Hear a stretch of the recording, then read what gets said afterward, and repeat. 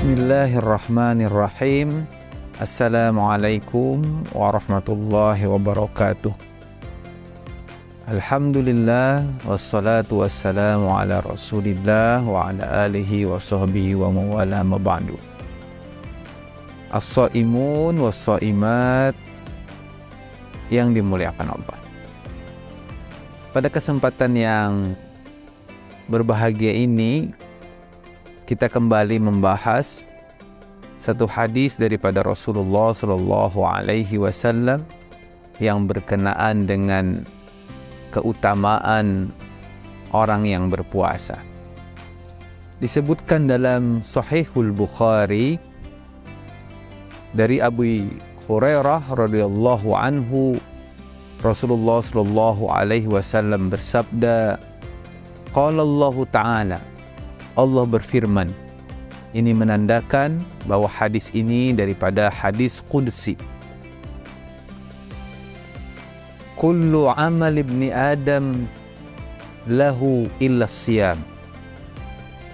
Setiap amal perbuatan anak Adam adalah untuknya, kecuali puasa.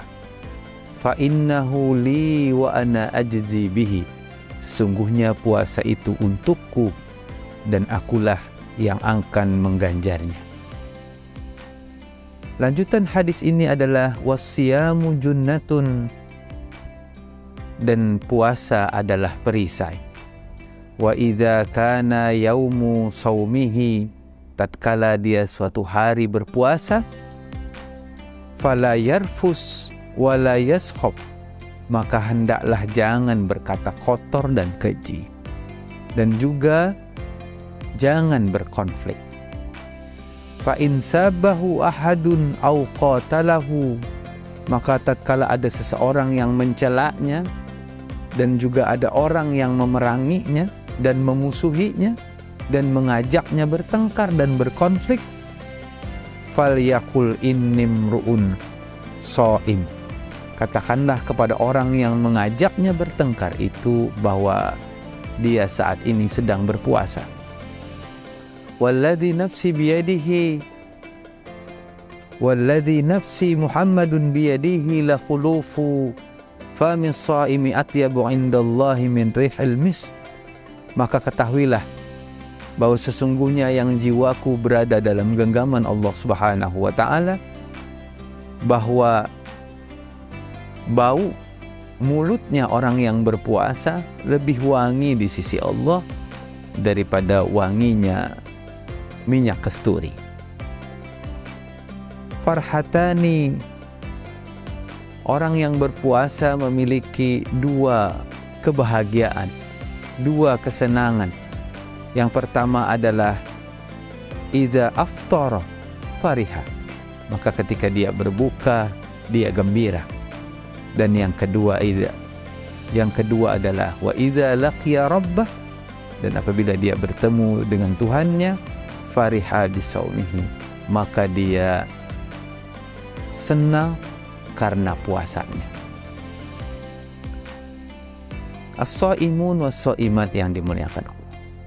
Ada beberapa poin yang kita bisa ambil hikmahnya daripada hadis ini.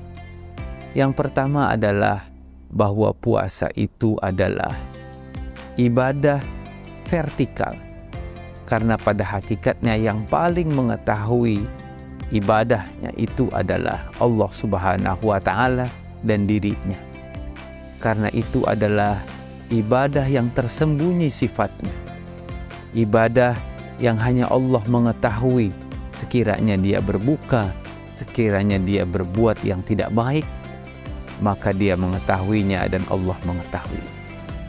Maka sebaik-baik orang yang berpuasa adalah dia niatkan puasanya karena Allah, bukan karena lingkungannya, juga bukan karena paksaan atas dirinya.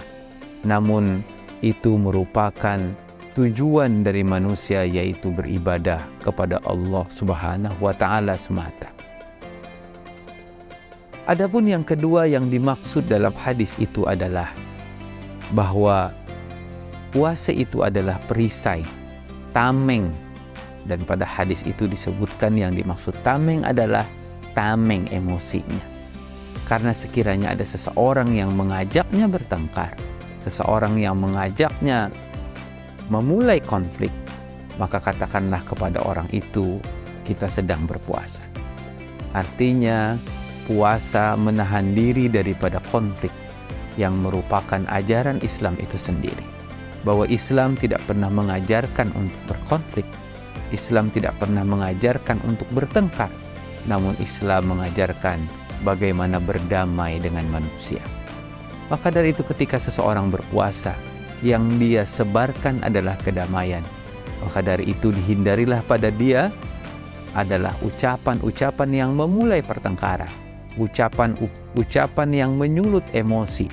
Maka dari itu ketika seseorang yang sedang disulut emosinya dan dia sedang berpuasa, maka dia juga akan menyebarkan kedamaian, yaitu dia mengatakan dia sedang berpuasa. Adapun poin dari hadis yang di atas kita bacakan di awal tadi, bahwa mulut orang yang berpuasa lebih wangi di sisi Allah daripada minyak kasturi. Seperti kita ketahui bahwa manusia menyukai wewangian, namun ketika dia sedang berpuasa, sebenarnya dia sudah menyadari bahwa bau mulutnya tidaklah wangi. Namun dia yakin bahwa dengan berpuasanya itu karena Allah, maka sebenarnya bau mulutnya itu di mata Allah adalah sangatlah wangi, sangatlah harum. Karena saat itu mulutnya hanya bisa berzikir kepada Allah, menambah amal ibadahnya, dan juga dia tidak memulai konflik dan tidak berkata kotor kepada manusia. Itulah sebenarnya yang dimaksud bahwa mulut orang berpuasa adalah wangi di mata Allah Subhanahu wa Ta'ala. Adapun yang terakhir daripada hadis itu adalah bahwa orang yang berpuasa memiliki dua kebahagiaan, dua kesenangan, yaitu saat dia berbuka dan saat dia bertemu dengan Allah, dia senang dengan puasanya. Maka berbahagialah orang yang berpuasa, karena ini dijamin oleh Allah Subhanahu wa Ta'ala. Orang yang berpuasa, dia bahagia saat dia berbuka, karena dia memulai aktivitas kebutuhan dasarnya yang sudah 10 jam lamanya, hampir 12 jam, dia menahan lapar dan dahaganya. Namun ketika azan telah tiba, maka dia berbuka, dan berbukanya itu penuh dengan kebahagiaan.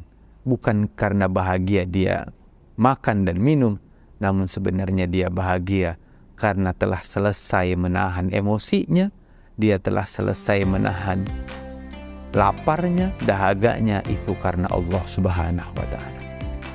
Dan yang terakhir adalah dia ketika di akhirat kelak, dia sangat bahagia karena dia tercatat di antara orang yang bahagia yang dipanggil masuk ke dalam pintu surga yang disebutkan dalam sebuah hadis, yaitu pintu Ar-Rayyan yang hanya khusus bagi orang yang berpuasa.